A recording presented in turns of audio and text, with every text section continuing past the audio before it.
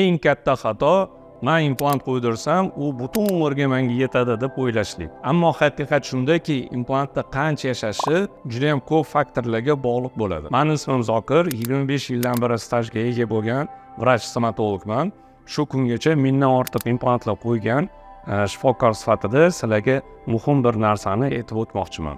Nega ba'zi implantlar 3-5 yil ichida yo'qotiladi? Bunaqa implantlar borki, 10-15 yil, hatto 20 yil ham ular bemalol xizmat qiladi.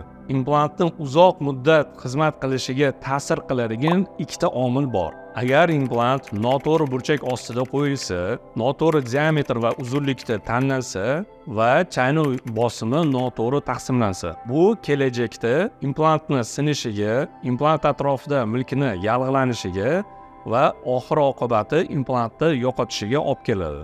Ikkinchisi bu bemorning o'zi va bu eng asosiy faktor hisoblanadi. Agar bemorda juda ham ko'p chekish holatlari bo'lsa va uy sharoitida yomon gigiyena bo'lsa, eng muhimi professional tozalash va ko'riklarni o'tkazib yuborsa, implantni o'zi titandan tayyorlangan bo'ladi.